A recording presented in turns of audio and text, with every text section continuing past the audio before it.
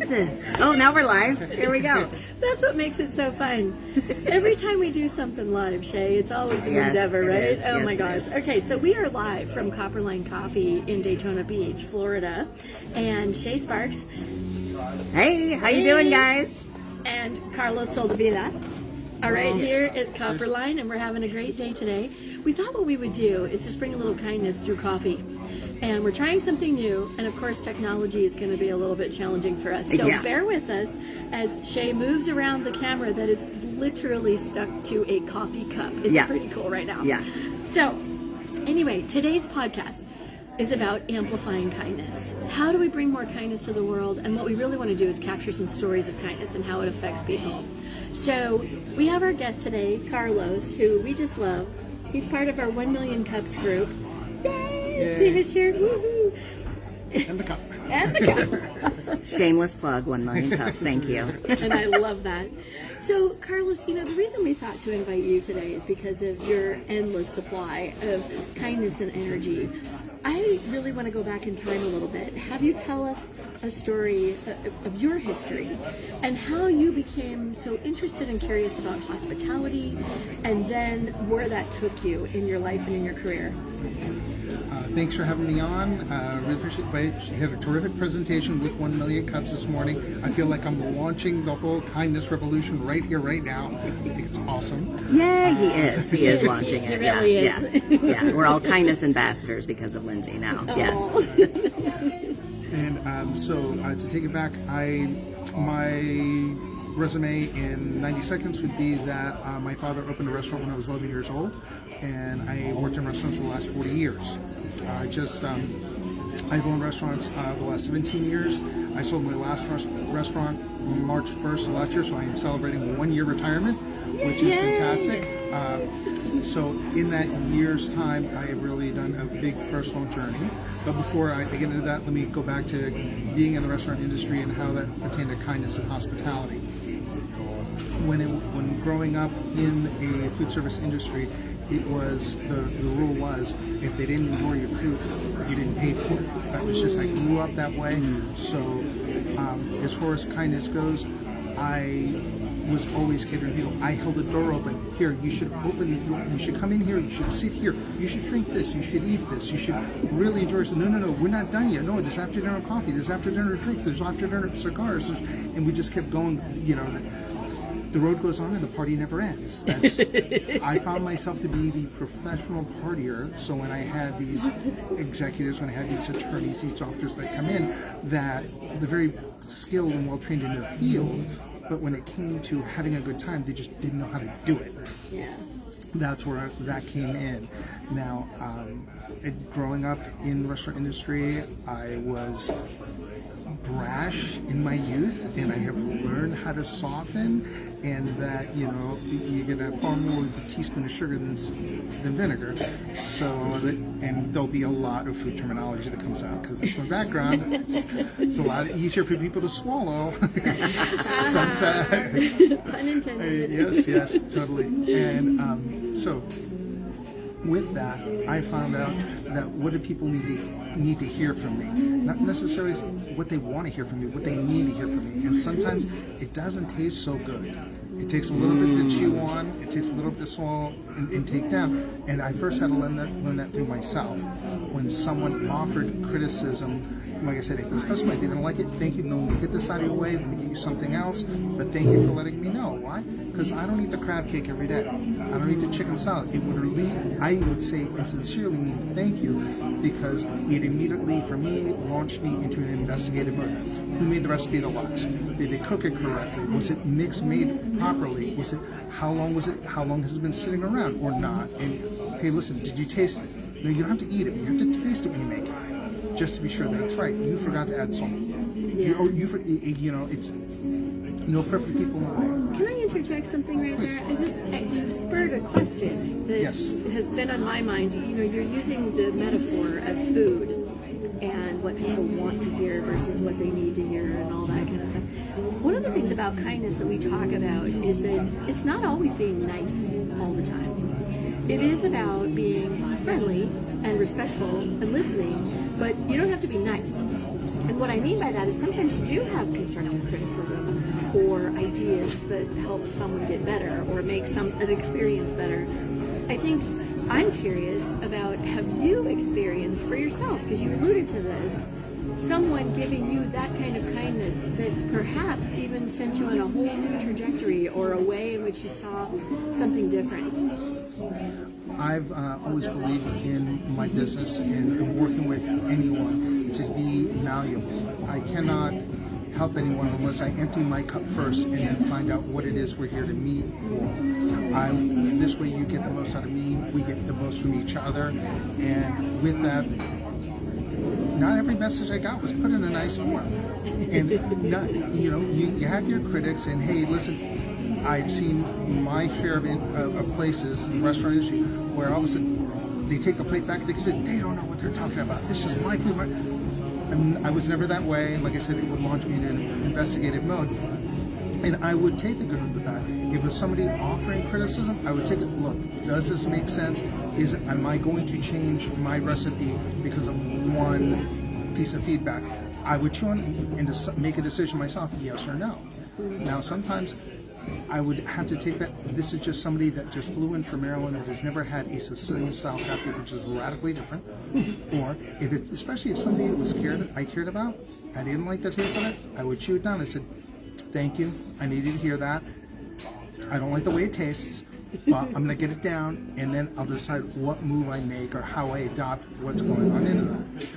I have a question for you now. This is another follow-up.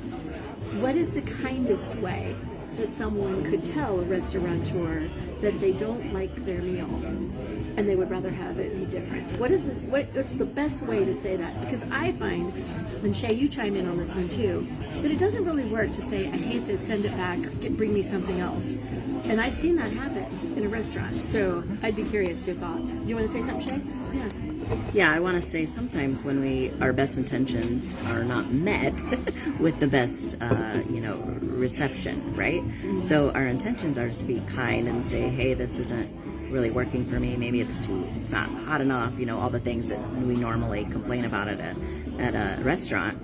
So yeah, I like that question. What is it that we can really say that is in a kind way that we don't get the server spitting in our food, right? Because we know that happens sometimes, right? It happens.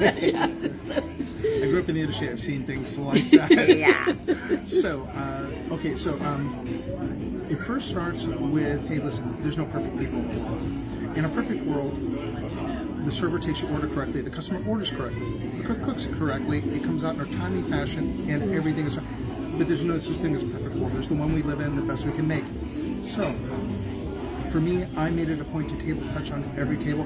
How is everything? How are you enjoying yourselves? I said, are you sure you're enjoying your sandwich? You'll only take one bite of it. And I would specifically say, well, I was expecting something else. This isn't really for me. I don't like it at all. This stinks. I wouldn't feed this to my dog. I've heard it all. So immediately that would launch me. I would start my investigation at that point. Was it overcooked? Was it undercooked? Was it overseasoned? Was it underseasoned? Did it come out hot enough? Did it come out too hot? What is it about it that you didn't like? So that when I go to make you something else or make this over again, I get it right this time. It is important to me. When I say thank you for letting me know, I really appreciate it because I can't fix it unless I know it's broke. And like I said before, I don't eat the crab cake every day.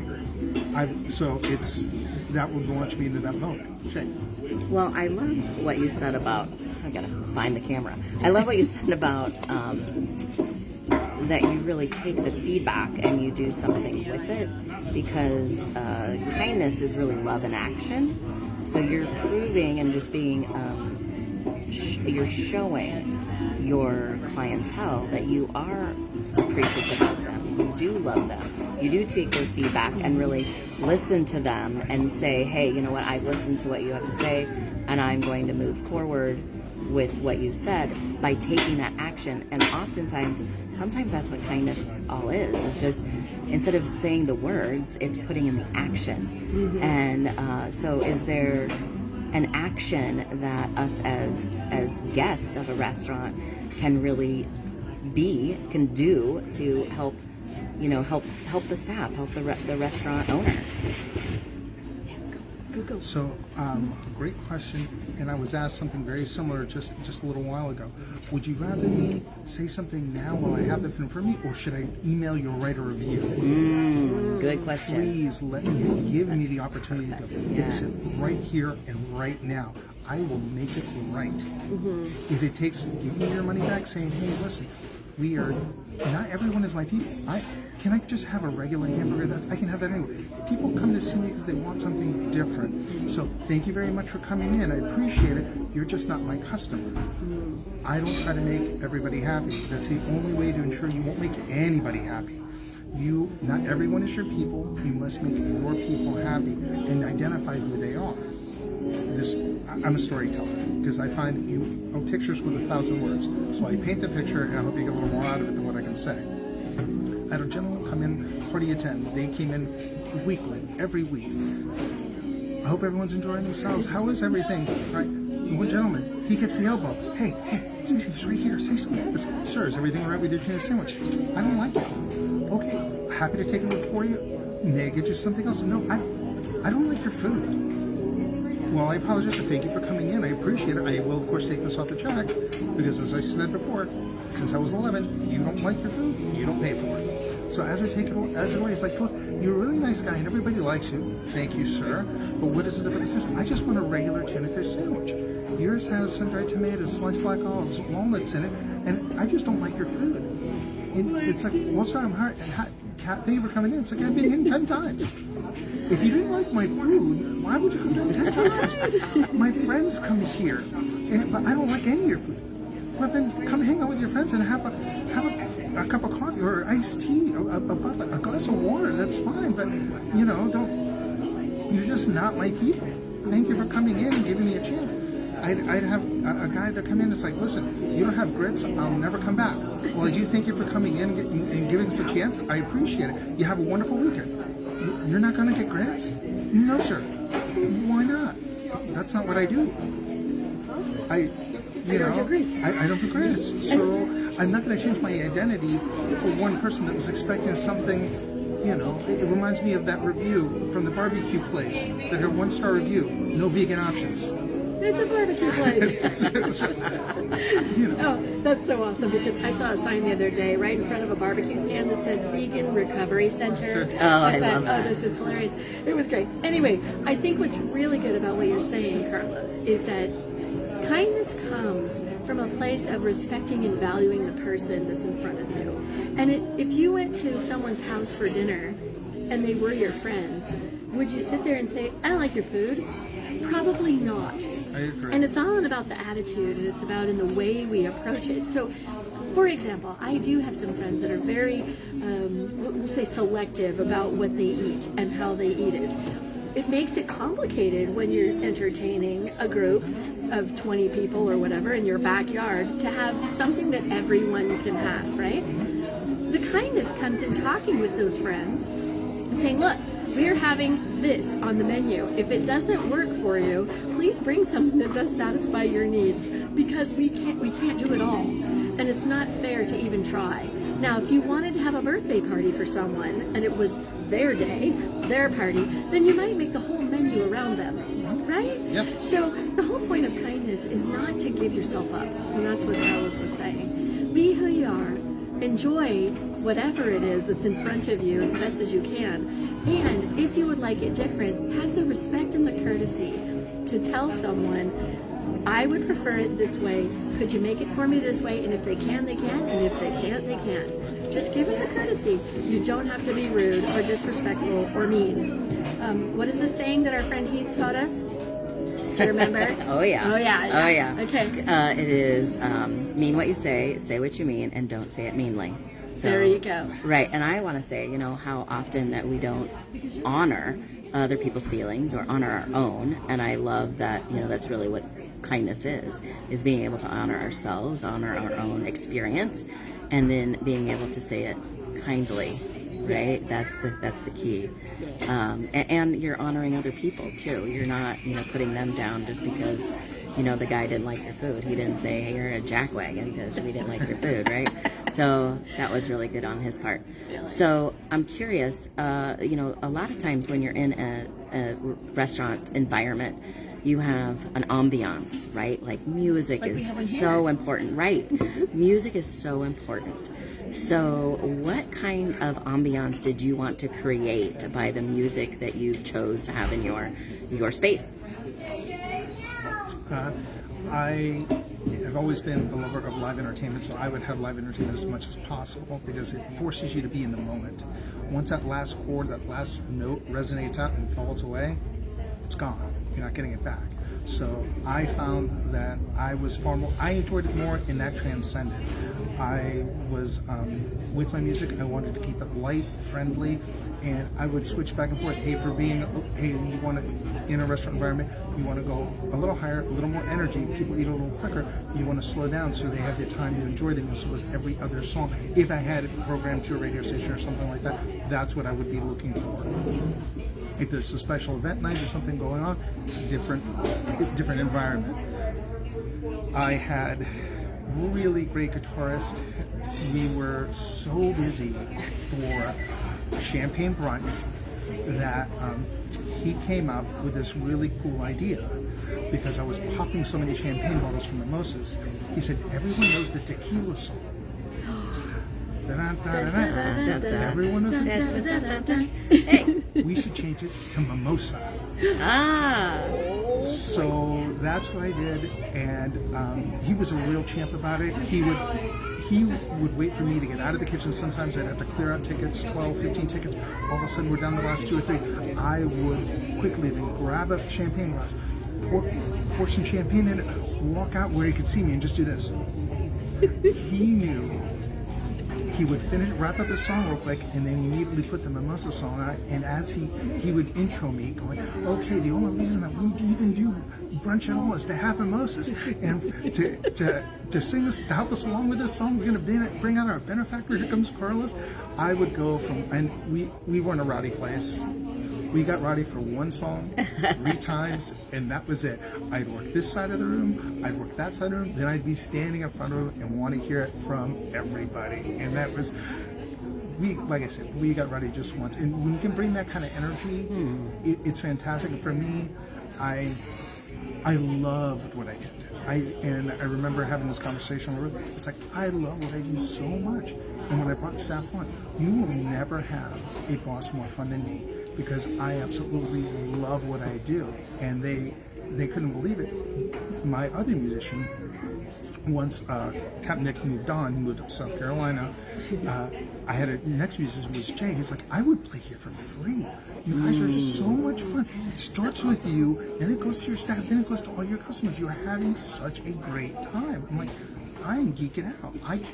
I love a nice big place and everyone and engaging everyone, because I'm such a people person that I need the feedback. I need the back and forth, because I just geek out on it. I get on a high, and then I cannot stop. And people want to come in and eat, I have to show them a good time. People come in for a good time, I have to show them a great time. People who have a great time, they've got to feel special some kind of way. And I had my little games. And when I say games, I don't play games on people. I had literally puzzles, 3-dimensional puzzles that I would entertain them. And a bartender trick would be like, hey Shay, meet Lindsay. Lindsay, this is Shay. Listen, they do whatever. Now they're entertaining themselves. They're meeting somebody new. I don't have to be the focus. I'm making themselves the focus. And I would chime in when I had a chance. But it's I'm high energy. Like I said, I love what I did, and and the reason I'm out of business. Yeah, that's what I was just going to ask you. What are you doing now? The reason I sold the business was for the greatest job in the world, to go be a dad. Oh, and it was I loved it. It took a lot of time and energy. And I remember my brother asked me, he's like, I think you said you love what you do. Don't get it twisted. I absolutely do. I love my son more. So I decided to go that route, and now in this. Celebrating a year retired, in this year I've been doing a lot of self-journey. The top of the thing that I've learned is self-care is not my word, and by doing that, Yes. I tell you what, it's incredible everything that's going on around me. And it was the son that taught me that. He's the one that taught me what the true definition of unconditional love. And I learned that I mistreat everyone. I mistreat myself as good as I treat everyone. Because yes. I always give everyone the benefit of the doubt. Me, my internal, my self-talk, was not very nice. It was not very kind. So now that I'm going out of that, on the other way around, Yeah. now it's like, wow, now I just have more love to spread. It's just that much easier to do and spreading the kindness. There you go. See, Carlos is a master of pillar number 1. Be kind to yourself first and then serve others, which is pillar number 2. Yes. So thank you, Carlos. You know, I think we're wrapping this Yep. up now. We're Yep. getting close to the end. It was really amazing to us that Carlos was willing to say yes to Yes, our thank invitation to come join us of Amplifying Kindness, which you do just by being who you are. And we so appreciate your hospitality. Super hot tips for anybody who might have a party or a restaurant. Either way. And the most important thing, I think, is really to take a look at yourself and to be kind to yourself. And start there first so that you can be kind to others. Shay, what do you think? What's your final thoughts on kindness for today? Well, I love that we are just on the cusp of being ambassadors for kindness, right? And We're kindness crew. Yeah, we're the kindness crew, and it really starts with that honoring ourselves, so that we come from a place of overflow to honor others.